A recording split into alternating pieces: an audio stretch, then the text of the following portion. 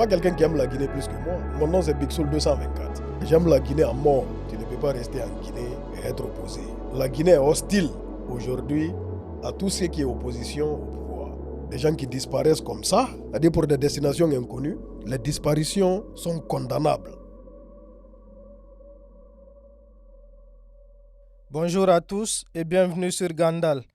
Aujourd'hui, nous recevons Big Soul. Avec lui, nous allons évoquer beaucoup de sujets, notamment FIFOP, Miss TikTok Afrique, Miss TikTok Guinée et aussi la situation socio-politique dans notre pays. Bonjour Big Soul. Bonjour, Monsieur Gandal. Merci beaucoup d'avoir accepté notre invitation pour une deuxième fois. Plaisir partagé. Ça fait vraiment plaisir de t'avoir ici aujourd'hui. Plaisir partagé, mon cher. Ok, comme je le disais tantôt, nous allons évoquer beaucoup de sujets, mais nous allons déjà commencer par FIFOP. Oui. Nous avons vu récemment que vous avez ouvert une société en Guinée. Oui. Est-ce que tu peux nous en parler déjà? Exactement. En fait, dans le cadre de la professionnelle, il me blessé. Dans le cadre de la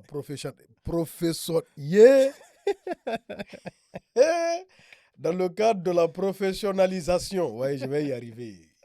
L'homme n'est rien, français est dur. Tu sais, bon, il fallait franchement qu'on soit professionnel dans ce qu'on fait. Mhm. Et Dieu faisant les choses, alhamdulillah, on a tout. Mhm. La visibilité et les éditions Miss TikTok, que ce soit Miss TikTok Guinée, Miss TikTok Africa, ont été un gros succès.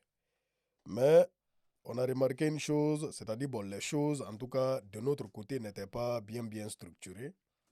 Donc, il fallait qu'on mette une société sur place, une société agréée, hein, qui est FIFOP, SARL, Ok. enregistrée en Guinée, afin de pouvoir organiser les différentes éditions Miss TikTok et d'autres événements culturels Ok. avec cette société, quoi. En fait, c'est une société d'événementiel qu'on a décidé de mettre en place, moi et puis Dr Black. Ok, mais en quoi était-ce nécessaire d'installer cette société en Guinée? Parce que déjà avec les éditions précédentes, vous aviez déjà réussi à les organiser. Qu'est-ce qui va changer à partir de maintenant? Une très bonne question. Ce qui va changer, c'est que cette fois-ci, c'est qu'on a un siège en Guinée. C'est-à-dire, lorsque tu dis FIFOP, on Mhm. a un siège, hein, on a la société qui est enregistrée au niveau de la recherche des sponsors, par exemple. Ok. Très malheureusement en Guinée, on n'a jamais été accompagné par une quelconque société en vrai de vrai. C'est-à-dire, on n'a jamais déposé notre dossier dans une société et que ça aboutisse. On s'est dit, c'est peut-être parce qu'on n'a pas une société sur place, on n'a pas un siège. Donc, même dans le cadre de la recherche des sponsors, Mhm. ça pourra nous aider. Parce que cette fois-ci, pour l'édition Miss TikTok Guinée qui arrive du 10 août au 12 septembre et l'édition Miss TikTok Africa qui va venir en début d'année 2027, Mhm. les sociétés verront qu'on a une société, nous aussi, qui est agréée, qui a un siège social en Guinée. Donc, c'est Ok. plus professionnel. Ok, je comprends. Oui. Mais ni toi, ni Dr Black ne réside en Guinée. Oui, Et est-ce que vous avez un représentant en Guinée? exactement, tout à fait. On a un représentant qui est en Guinée. Ok, On a un siège social. ok, Donc, tout est parfait. On a même 2 représentants en Guinée. ok. Euh, Là, on va parler de Miss TikTok. Comme Oui, tu viens de le dire, vous allez organiser Miss TikTok Guinée d'abord au mois d'août. oui. Comment se passent les préparatifs? Ouais, mollo, petit à petit. Actuellement, on est sur la recherche des candidates déjà. On a Ok, quelques candidates. Maintenant, bon, il y a d'autres candidates qui arrivent, Inch'Allah. Donc, d'ici la fin de ce mois, on aura toutes les candidates. On a bon côté préparatif parce que bon, ça va se passer différemment cette fois-ci. Il n'y aura pas de défilé en panel, tout va se passer en présentiel. Et la première partie va se passer du côté de la Guinée à ok, partir du 10 août. Et voilà, la quart de finale, la demi-finale et la finale se passeront du côté d'Abidjan, en Côte d'Ivoire. Donc, Ok. on est sur les préparatifs à mollo mollo. Et bon, les gens auront des informations claires très très bientôt, disons dans un mois ou maximum un mois et quelques. Ok, ok. Et je suppose que vous avez déjà reçu beaucoup de candidatures parce que on sait que Miss TikTok, bah, il y a beaucoup de récompenses, quoi.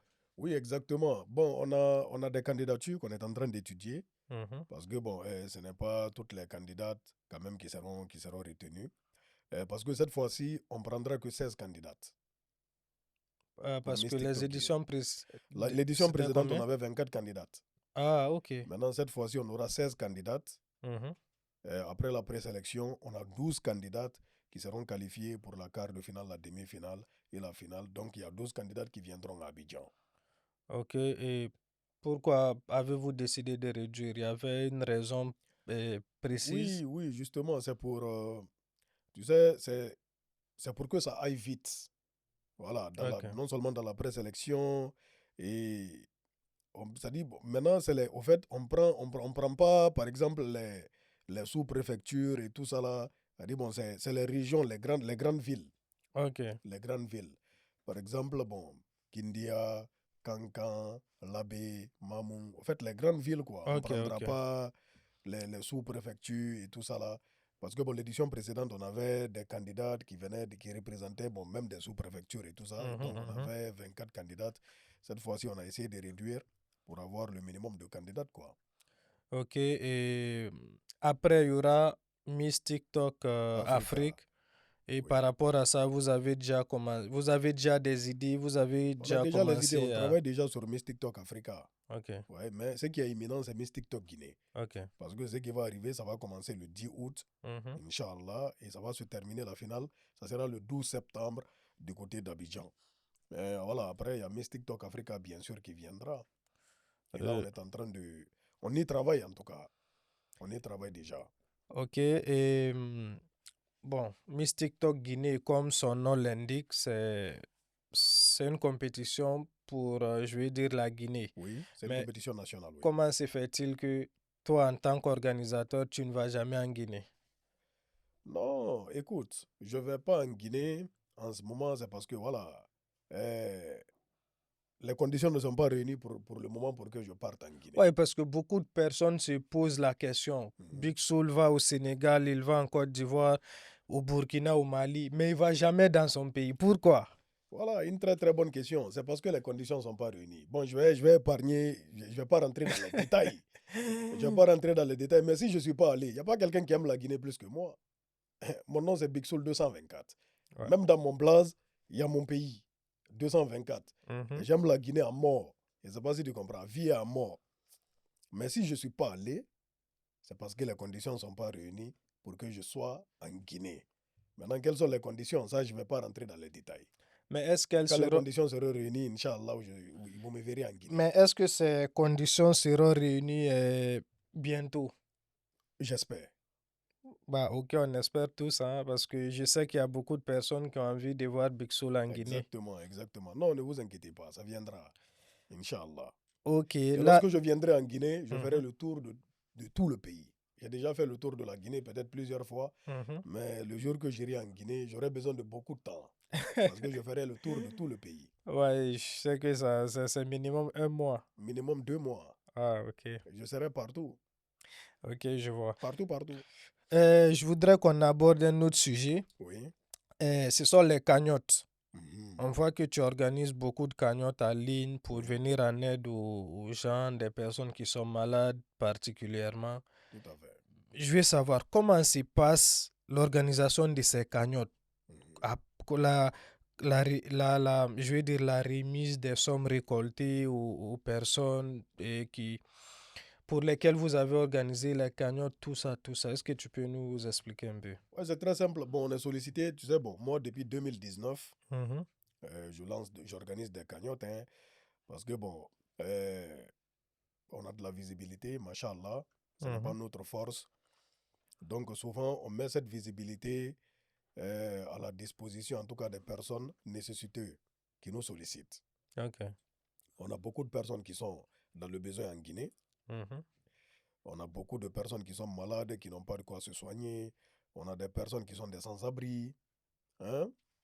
On a des personnes, en tout cas, qui sont en situation de précarité. C'est très, très dommage et c'est malheureux.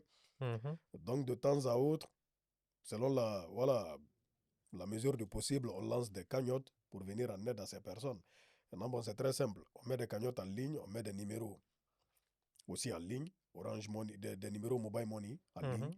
Maintenant, bon, les personnes de bonne volonté, ils répondent parce qu'ils font confiance, ils donnent. Maintenant, bon, on a un correspondant en Guinée. J'ai un représentant en Guinée. Donc, mon représentant en Guinée se charge de la remise des sommes. Bon, souvent, on arrive à atteindre des objectifs. Bon, souvent, c'est un peu compliqué. Mais on a eu à faire, on a lancé plusieurs cagnottes. Je pense que c'est une chose qui est tout à fait normale. C'est une chose qui est tout à fait normale et l'humanité, je pense que c'est un de mes trucs à moi, tu vois. Ok, qui tiennent à cœur. Ouais, qui me tiennent à cœur parce que bon, il faut vraiment venir en aide aux personnes qui sont dans le besoin. Ok. Et si j'ai plus de possibilités, j'aimerais avoir plus de possibilités parce que très très malheureusement, Mhm. on a trop de demandes. Ok. Mais on ne peut pas venir en aide à tout le monde en même temps. Je ne sais pas si tu comprends. Mhm. Mais dans la mesure du possible, voilà, de temps à autre, on met des cagnottes en ligne. Donc, grosso modo, c'est un peu ça. Et j'ai pour projet, en tout cas, de mettre même une fondation en Mhm. place afin de pouvoir récolter plus de fonds et venir en aide à plus de personnes. Inch'Allah. Bah, bonne chance, hein, c'est un projet noble. Merci beaucoup. Bonne chance. On va aborder un autre sujet aussi, c'est la culture guinéenne. Mhm. Je sais que tu es un homme de culture Tout à fait. depuis qu'on te connaît, bref, depuis que quand Ouais. tu étais en Guinée et tout. Mhm. Euh, et on voit que tu donnes beaucoup de la force aux artistes. Oui. À chaque fois qu'un artiste sort une chanson, qu'il a un concert, bref, à chaque fois qu'un artiste a besoin de visibilité pour un projet et tout, toi tu donnes de la force, tu partages. Souvent même tu te déplaces, tu es à ses côtés, tout ça. Franchement, la communication, tu fais beaucoup. Mhm. Mais en retour, je pense pas que tu reçois beaucoup en retour comme soutien. Est-ce que tu penses que certains artistes guinéens sont ingrats par rapport à tout ce que tu fais pour eux? Bon, une très bonne question. Mhm. Une bonne question. Excuse-moi, je vais faire tomber. Hmm. Euh, Tu sais, je ne dirais pas qu'ils sont ingrats. Tu sais, chacun a son rôle hein, dans la vie là. Ok. Tu comprends un peu?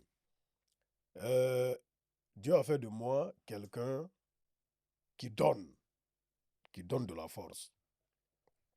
Et j'accepte ma place. C'est-à-dire, je préfère être à la place de celui qui donne que d'être à la place de celui qui reçoit.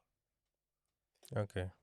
Il y a des, au fait, il y a pas un milieu où il y a plus d'ingratitude que dans le milieu du showbiz.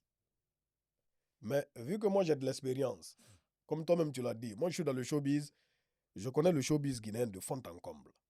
Je connais tous les acteurs culturels, la plupart, sauf ceux de la nouvelle génération, peut-être ceux qui sont dans le showbiz tout récemment. C'est-à-dire tous les artistes qui ont 10 ans, 15 ans, 20 ans de carrière, hein, et les promoteurs culturels qui sont là il y a longtemps, et tous, on les connaît. On ne reçoit pas forcément tout ce qu'on donne. Mhm. Tu vois, non? Et dans la vie, moi, je pense que en donnant, il ne faut s'attendre à rien. C'est-à-dire, il y a de ces artistes, lorsqu'ils t'appellent, c'est soit ils ont une sortie hein, de musique, ou bien ils ont un concert en vue. Ah. Mais en retour, ils ne feront rien pour toi. Mais ça, en soi, ce n'est pas grave. Chacun a sa manière d'être. Tu vois, non? Chacun a sa manière d'être. Non, on organise. Hein, on organise Miss TikTok et tout ça là. Mais c'est vrai qu'on ne reçoit pas la force que nous, on donne. Ouais, Mais ouais. moi, je me dis, en soi, ce n'est pas grave. Parce que moi, que tu me donnes de la force ou pas, c'est de façon symbolique. Parce que ta publication que tu vas faire sur ta page n'aura pas plus de visibilité que moi, mes publications sur moi, ma page. Je ne sais pas si tu comprends. Mhm, Donc, si mhm. tu le fais, c'est de façon symbolique, je vais apprécier. Mais si tu ne le fais pas, ça ne m'enlève rien. Ça n'empêchera pas mon événement de marcher. Miss TikTok Afrique Guinée, ça a marché ou pas? Miss TikTok Africa, ça a marché ou pas? Donc, qu'un artiste ou qu'un promoteur ou je ne sais quoi donne de la force ou pas, c'est vrai que tout un chacun a besoin de la force, tu vois. Mais qu'il donne ou pas, moi en vrai, ça ne change rien. Et ça ne changera pas ma personne, ça ne changera pas ma manière de faire et ma manière de voir les choses. Moi, je suis quelqu'un, je suis fait pour donner de la force, je donnerai de la force comme je peux. Voilà, comme je le dis, je suis un ambassadeur culturel de la Guinée. Et j'aime mon rôle. C'est un peu ça, Oh, quoi. ok, ok, je vois. On va poursuivre sur la même lancée, sur la culture guinéenne. Je voudrais avoir ton avis sur le rôle du ministère de la Culture depuis, Oui. je vais dire, l'avènement du CNRD parce que Mhm, bah, les avis sont tranchés là-dessus. Il y en mhm. a qui disent que le ministre Moussa Moïse a fait un bon travail depuis qu'il est là. La Oui. culture, il a beaucoup fait pour la culture et il continue de faire. Et il Mhm, y en a qui disent au contraire qu'il n'a rien fait du tout. mhm. Quel est toi ton avis là-dessus? Une très bonne question. C'est très simple. Il Ok. faut faire la comparaison. Ok. Hmm. Il faut faire la comparaison de cette période et puis des périodes passées. Comment se comporte la culture? Qu'est-ce que l'État, c'est-à-dire le ministère de la Culture, fait pour les artistes? Pour les artistes en général, lorsqu'on dit un artiste, ce n'est pas qu'un chanteur, hein. Oui, Pour oui, les oui. artistes en général. Mhm. On fait la comparaison, c'est aussi simple que ça. Moi, je pense que même si tout n'a pas été fait, il y a beaucoup de choses qui ont été faites. Ok. Dire que le ministre Moussa Moïse n'a rien fait, c'est de la malhonnêteté. Il faut être vraiment malhonnête et animé de mauvaises intentions pour dire que le ministère de la Culture ne fait rien pour la culture guinéenne aujourd'hui. Regardons, hein, Ok. tous les artistes guinéens aujourd'hui, ils sont accompagnés dans leurs différents projets. La majorité en tout cas, la plupart, il y a beaucoup qui sont accompagnés. Ça n'existait pas avant. C'était pas le cas avant? Jamais de la vie. Ok. L'État faisait rien justement pour les artistes. Tu faisais ton conseil, personne ne t'accompagne. Mais aujourd'hui, tu vas voir des artistes, ils vont aller prester à l'extérieur. Le ministère de la Culture assure la mobilité à travers le FODAC. C'est-à-dire tous les billets d'avion sont payés. Par le ministère de la Oui, Culture. par le Ok. FODAC. Ok. Oui, le FODAC, c'est une direction du ministère de la Culture, Mhm, mhm. gérée par le grand frère Malik Kébé. Ok. Avant, ça n'existait pas. Il n'y avait pas le FODAC, il n'y avait pas de fonds pour ça, pour accompagner les artistes. Et au-delà de ça, il y a des artistes qui reçoivent des enveloppes d'accompagnement. On a vu des exemples. Saïfon, pour son concert au Casino de Paris, a reçu une enveloppe de 25 000 dollars. Ansti Crazy, pour son concert à Mawazine, il a reçu 10 000 dollars. Hein? Le doyen Sekou Bembeya a reçu 10 000. Queen Rima a reçu 10 000. Hein? Takana Zion pour son concert à l'Olympia, 25 000. Tu es sûr qu'ils ont vraiment reçu ces Je sommes? suis sûr et certain qu'ils ont vraiment. Bien sûr qu'ils ont reçu l'argent. Ok. En plus de ça, les billets d'avion sont gérés pour la mobilité. Pour beaucoup d'artistes. Je ne dis pas que c'est fait pour tout le monde. Ça a été fait, ça dit tout le monde a eu des accompagnements. Mais ça n'existait pas avant. Maintenant, parlons de l'assurance maladie. Avant, on était là tout le temps à lancer des SOS pour des artistes. Tu es d'accord avec moi? Oui, oui, oui. Depuis Ça un certain moment, finissait est-ce qu'on pas. voit, on voit des SOS pour des artistes? Lorsqu'ils sont malades, ils sont pris en charge. Ils sont évacués. Hein? Ceux qui ont des cas qui nécessitent des évacuations, ils sont évacués. Mm. Wadadi Game a fait son accident, il a été évacué. King Salomon et Marcus, actuellement, ils ont été évacués. Ils sont en Tunisie pour des soins. Il y a plein d'autres. Il y a l'autre doyen de la comédie qui a été évacué. Hein? Et il y en a d'autres. Donc, on ne dira pas que le ministère de la Culture. Dire que le ministère de la Culture ne fait rien, maintenant, à travers aussi le BGDA. Hein? À travers le BGDA, on voit, au fait, tout n'est pas parfait pour le moment, mais il y a beaucoup de choses qui sont faites. Ça, il faut le reconnaître. C'est la vérité. Hein? C'est-à-dire les droits. Par exemple, récemment, tu vois, les doyens, c'est-à-dire les légendes, les Oui. Bembeya Jazz, Mhm, les, mhm. les, les Balaïs et Baladins, et au fait, ils avaient des droits qui étaient versés, mais qu'ils ne percevaient jamais. Avant. Avant, ils sont morts dans la précarité. Ah bon? Et il y en a qui vivaient, qui ne recevaient rien. Pourtant, ils ont des droits. Ils ont des droits qui étaient versés, qui étaient gérés par une structure internationale. Ça a été réclamé tout récemment. Et plus de 100 000 euros ont été récoltés qui seront repartagés pour les familles, hein, de ces légendes-là. Rien n'est fait. Non, là, je crois qu'il On y ne peut pas a... dire que tout est parfait. Mais on ne peut pas dire que rien n'est fait. Il y a beaucoup de choses qui... Franchement, il y a beaucoup de positivité. Et aujourd'hui, dans toutes les scènes où tu pars, tu vas voir que la Guinée est là, la Guinée est représentée. Moi, j'étais au FEMUA. Ok. La Guinée était là. De la plus belle des manières. J'étais au Massa tout récemment. La Guinée était là. J'étais à Rouen dans une conférence, hein, culturelle internationale. La Guinée était là. Hein? Ça dit partout. La Guinée revient sur la scène internationale. Tout ça là, c'est le travail, c'est grâce au travail du ministère de la Culture. Donc tout ça là, on peut dire que ce n'est rien. Ce n'est pas rien. Donc dire que ce n'est rien, franchement, c'est être vraiment malhonnête et animé de mauvaises intentions. Ok, bon, là tu as cité beaucoup de bonnes choses qui ont été faites, Oui, c'est vrai, mais est-ce que selon toi, quelles sont les choses à améliorer ou qui devraient être faites qui ne sont pas encore faites? par exemple, S'il existe. oui, ça existe. Ok, Ça existe. Tout n'est pas parfait. ok. Au niveau peut-être de la récolte des droits d'auteur et tout ça là, je pense qu'un travail large peut être fait aussi à ce niveau. Maintenant, côté musique, c'est-à-dire l'industrie musicale même doit exister en Guinée. Il faut qu'on ait des labels, des vraies maisons de production et surtout des maisons de booking. Il faut qu'on ait ça, c'est-à-dire pour que les artistes guinéens soient internationaux. Je ne sais pas si tu comprends. Ça n'existe pas en Guinée. Quoi ça, l'industrie musicale? Non, les maisons de booking que tu viens de Non, ça dire, n'existe pas vraiment ou à des labels, l'international. À ou des l'international, labels. il y a pas de véritable label. On n'a pas de Ok, major en Guinée, par exemple. C'est ok. rare. On a KZ, ils sont là, mais après, bon, on n'a pas, en tout cas, on n'a pas du costaud, comme on le voit dans les autres pays. Je ne sais pas si tu comprends. Selon toi, c'est ce qui fait que la Guinée n'a pas vraiment beaucoup d'artistes internationaux. C'est justement ça. C'est pas parce que le talent n'est pas là. On a des artistes qui sont pétris de talent, qui sont très forts, qui sont vendables à l'international. Mais simplement, il faut une machine. Quoi, il y a bête. Je ne sais pas si tu comprends. Donc Ouais, non, c'est vrai. pour que ça soit montré, il faut des vrais tourneurs, il faut des vraies connexions. C'est simple. Les autres là, dans les autres pays, en Mm. Côte d'Ivoire, au Nigeria, c'est pas le talent seul. Hein. Il y a une vraie machine qui est là. C'est cette machine qui nous manque en Guinée. Et ça, c'est le travail du ministère de la Culture. Non, c'est pas que le ministère de la Culture qui peut faire ça. Le ministère de la Culture joue son rôle.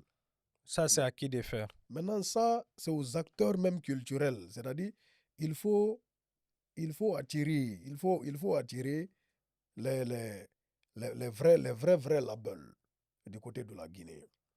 Hmm? Ok. Le ministère fait son mieux, ça dit bon, pour vendre, pour que déjà les artistes puissent se produire à l'international. C'est ce que le ministère peut faire, ça dit c'est accompagner. Maintenant, au niveau des labels de l'industrie musicale, ça dit c'est plus large quoi. C'est plus large. Donc c'est un peu ça.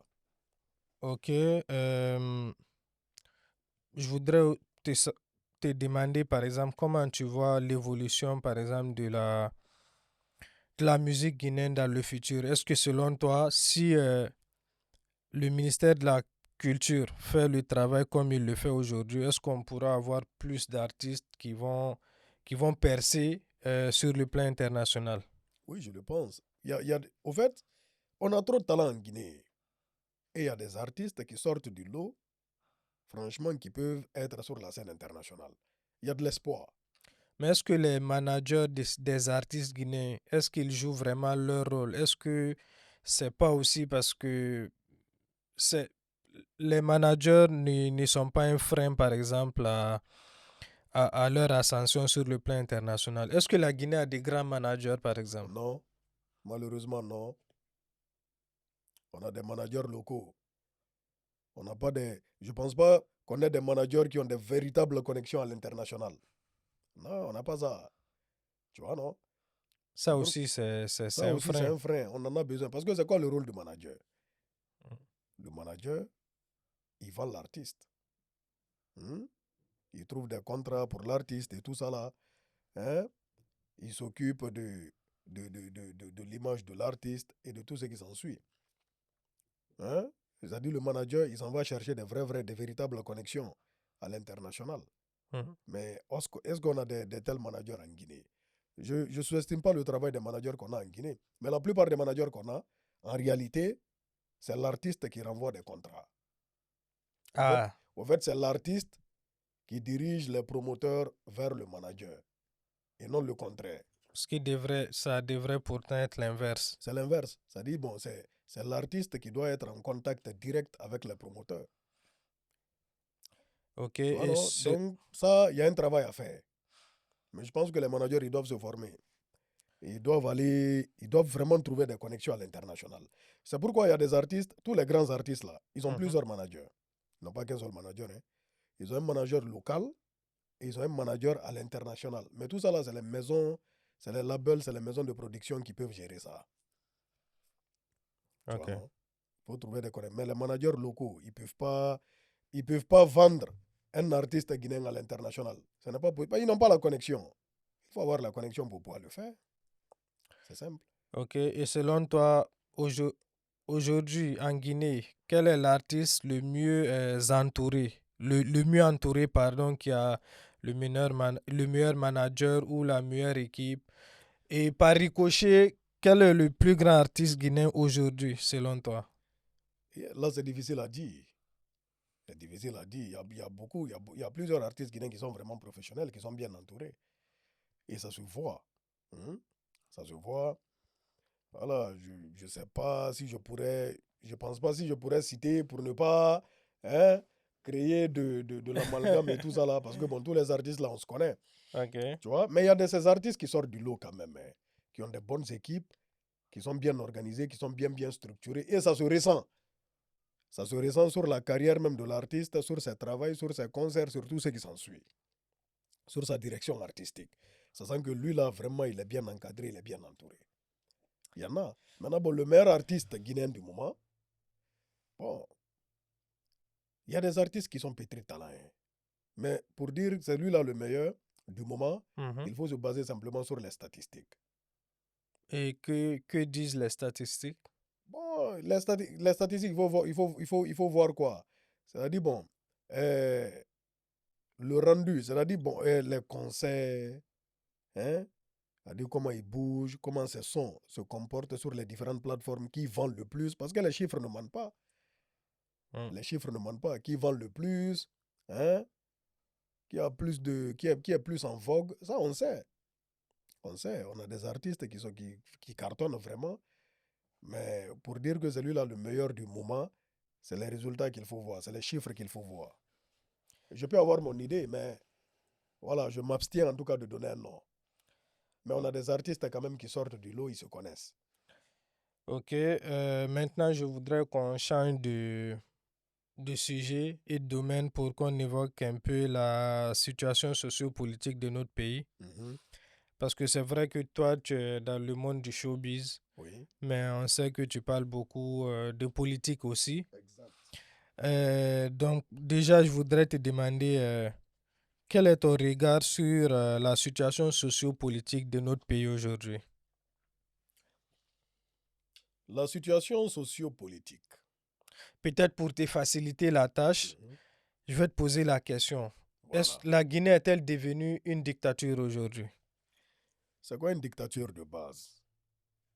C'est lorsque le pouvoir est concentré sur une même personne. Non? C'est lorsque, Entre autres, oui. entre autres. C'est pas ça? Mais il y a d'autres. Il y a- C'est pas la seule définition.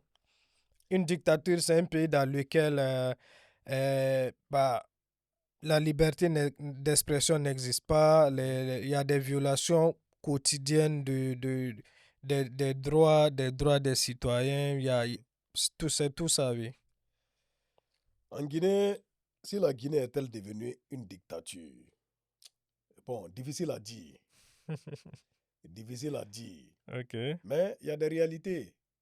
Il y a des réalités qui sont là qu'on ne peut pas nier. ok. La réalité, c'est quoi? C'est quoi? C'est qu'en Guinée, tu ne peux pas rester en Guinée et être opposé. C'est-à-dire, la Guinée est hostile aujourd'hui à tout ce qui est opposition au pouvoir. Ok. Ça, c'est une évidence. Maintenant, bon, si on peut tirer une conclusion pour dire que la Guinée est devenue une dictature, c'est qu'il y a su, tu ne peux pas dire ce que tu veux, comme tu veux, quand tu veux et où tu veux en Guinée. Ça aussi, c'est une évidence. On ne peut pas le nier. Tu vois, non? C'est une Mhm. vérité qui est là. Maintenant, bon, si la Guinée est-elle une dictature, ça, à chacun de tirer sa conclusion. Ok, j'ai compris qu'on n'aura pas vraiment une réponse précise de ta part. Euh, mais je vais poser une autre question dans le même sens. Oui. Là, franchement, tu as du mal à répondre à la question posée. Je vais te demander. Je n'ai pas du mal à... J'ai répondu à la question posée. Ok, Comment ça, j'ai du mal à répondre? ok, chacun en tirera une conclusion par Oui. rapport à ta réponse. Mhm. Mais Doumbouya est-il un bon dirigeant? Si Doumbouya est un bon dirigeant. Oui. Bon, ça aussi, c'est... Au fait, si Doumbouya est... Au fait, c'est difficile à expliquer. Ok. C'est difficile à expliquer. Si Doumbouya est un bon dirigeant, ça dépend. Tu sais, lorsqu'on part sur le contexte politique, c'est-à-dire bon, face aux opposants et consorts, Mhm. c'est-à-dire l'opposition dira que c'est un mauvais dirigeant. Pourquoi? Parce que l'opposition n'existe plus en Guinée. Ok. L'opposition n'existe plus en Guinée. Donc, côté, disons, politique interne, politique intérieure et tout ça là, hein, concernant les opposants, concernant les partis politiques, les leaders de partis de l'opposition et consorts, ils diront que c'est un mauvais dirigeant. Je ne sais pas si tu comprends. Maintenant, bon, c'est comme je le dis tantôt. Tu sais, tout ne peut pas être bon. Tout ne peut pas être mauvais. Tu vois? Peut-être, certaines personnes diront que c'est un mauvais dirigeant. Et d'autres disent que c'est un bon dirigeant. Mais là, nous, on a besoin de toi, ton avis. Toi, Big Soul, toi, ton avis. Pas. Mon avis, Ok. Yes. Oui, oui. mon avis, c'est que tout n'est pas bon, tout n'est pas mauvais. Il n'est ni bon ni mauvais. Ok. Je t'explique dans le sens. C'est-à-dire, il est bon dans le sens où, si on regarde, bon, il y a des projets, il y a des projets, il y a des choses qui sont faites. Mhm. Tu vois, non? Il y a des choses qui sont faites, qui sont là, qui sont réelles. Lorsqu'on regarde la Guinée aujourd'hui, je ne sais pas si tu comprends. On ne Ouais. peut pas dire que tout est mauvais. Donc, dans ce sens, on dira que c'est bon. Ça dit ce qui est bon est bon. Maintenant, bon, dans le sens aussi, dans un autre sens, où peut-être où il n'y a plus de liberté d'expression, où un média ne peut pas, tu peux pas en tout cas être en Guinée et dire ce que tu veux. Mhm. Surtout des choses qui ne vont pas, hein, dans le même sens que le pouvoir. Tu ne peux pas critiquer le pouvoir d'une certaine façon en étant en Guinée. Mhm. Je peux dire que ça, c'est mauvais. Tu comprends un peu? Donc, c'est Oh, aléatoire. mais il n'y a pas que ça. Il y a des disparitions forcées en Guinée. Oui, Il y a beaucoup de personnes qui sont portées disparues, comme tu le sais. ça, c'est réel, oui. Euh, oui, mais des opposants, mais on s'en prend maintenant aussi. Bon, je dirais pas qu'on s'en prend, mais il y a des proches des opposants qui sont hors de la Guinée, qui disparaissent aujourd'hui en Oui, Guinée. tout à fait. Et s- qu'est-ce que tu penses déjà de ces différentes disparitions forcées? Non, mais c'est trop grave. Ok. C'est trop, trop grave. C'est-à-dire, c'est très, très condamnable. Tu vois? Des gens qui disparaissent comme ça, dans la nature, on ne sait pas où ils sont. C'est-à-dire pour des destinations inconnues. Ou des familles. C'est-à-dire, déjà, s'en prendre à la famille de quelqu'un. Parce que moi je le dis tout le temps. Hein, on ne peut pas faire payer au fils ce que le père a fait. On ne peut pas faire payer au père ce que le fils a fait, par exemple. Tu vois? Mhm. Les disparitions sont condamnables. Tu vois? c'est à condamner, c'est vraiment dommage. C'est-à-dire toutes ces personnes qui ont disparu. Ça, c'est une évidence. C'est-à-dire c'est clair et net. Ok. Sur la même lancée, il y a Toumba qui est mort en détention Oui. et certains Guinéens pensent qu'il a été assassiné. Mhm. C'est pas le premier, hein. Il y a Pivi aussi qui était mort en Tout détention à avant fait. lui. Mhm. Et on sait que toi, par exemple, Toumba, bon, bah, c'est quelqu'un que je pense que tu apprécies beaucoup. On le voyait beaucoup dans tes vidéos. Déjà, qu'est-ce que tu as ressenti quand tu as appris sa mort? Et qu'est-ce que tu penses? Est-ce que tu penses qu'il a été éliminé par le gouvernement aussi, comme le pensent certains Guinéens? Déjà, lorsque j'ai appris sa mort, Mhm. ça m'a vraiment touché, comme ça a touché plusieurs personnes. Toumba, je l'ai connu avant le procès. Personnellement? Non, il ne me connaît pas, mais moi je le connaissais. Ok, Parce que ok, moi j'étais tout petit. ok. J'habitais au Kangalfa et à Diallo. Mhm, Et Toumba, on était dans le même quartier, il est de Béanzin. mhm, Il est de Béanzin, moi je suis de l'autre côté du camp. Donc c'est un grand qu'on voyait il y a longtemps. Tu comprends un peu? Donc je mhm. l'ai connu avant même le CNDD. Ok. Avant même le CNDD, c'est un grand que moi je voyais. Et pendant le CNDD, il venait tout le temps au quartier. C'est-à-dire, je le voyais presque tous les jours.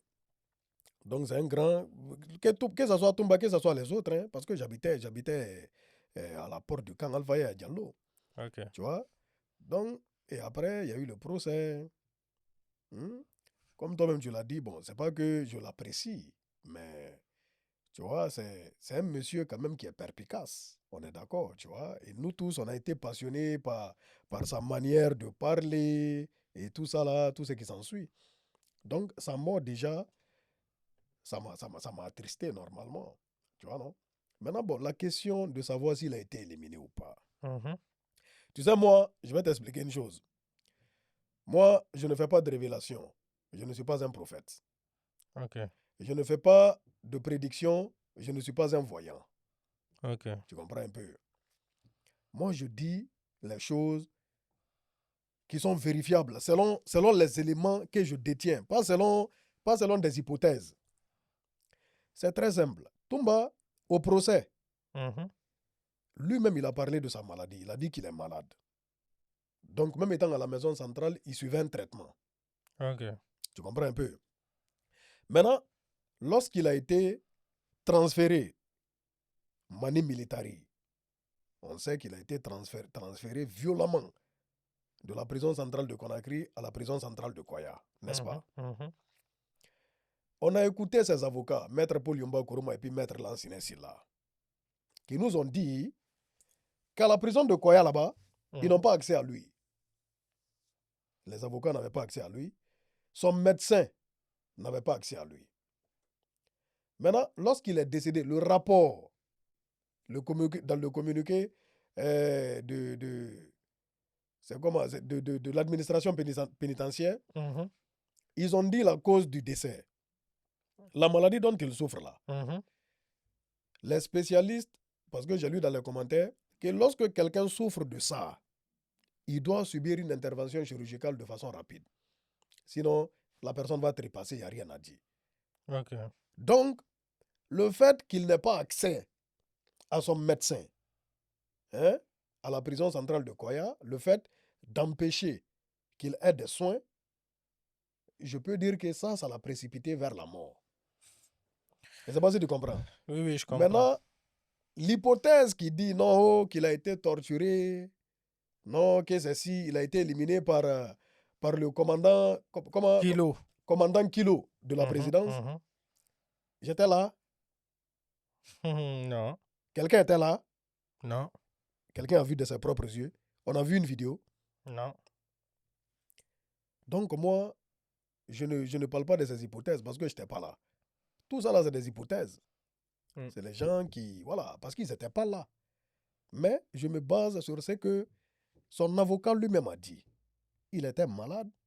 Et eux-mêmes, ils ont dit dans le communiqué du parquet qui dit qu'il a été transféré vers la prison centrale de Koya, ça n'a pas été, il n'a pas été simplement, ils ne sont pas venus simplement le prendre, ils l'ont amené. Ils ont dit qu'il a résisté, donc il y a eu la violence. Ok. Il y a eu la violence, ils l'ont violenté là. Ils l'ont transféré Mani Militari. Maintenant, arrivé à la prison centrale de Koya, là-bas, il était dans quelles conditions? C'est-à-dire, sa maladie qu'il avait de base, plus la manière dont il a été transféré, forcément, il était dans un sale état. Maintenant, s'ils ont empêché qu'un médecin le voie, pour le traiter, pour traiter sa maladie et peut-être les conditions dans lesquelles il était, forcément, ça a précipité sa mort. C'est ce que je peux dire par rapport à ça. Ok, je comprends.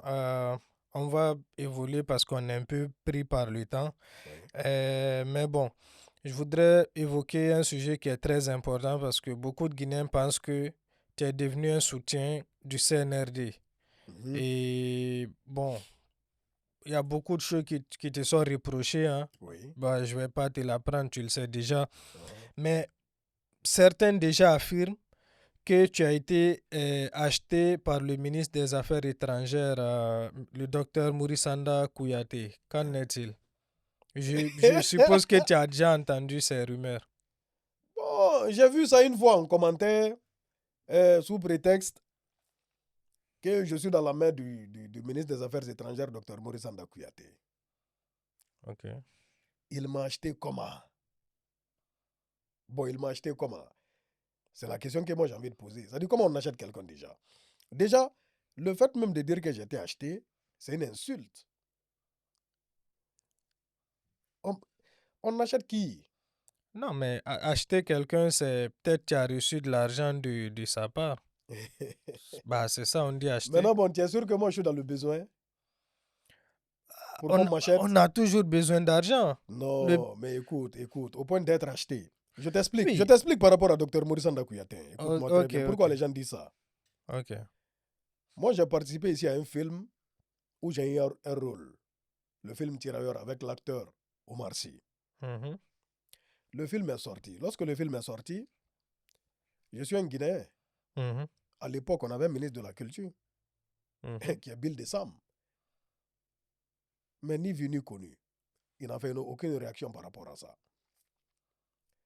Moi, j'ai été agréablement surpris de voir une publication de Dr Maurice Anda Kouyaté où il a partagé un extrait du film sur lui-même sa page, le ministre des Affaires étrangères de la Guinée, Ok.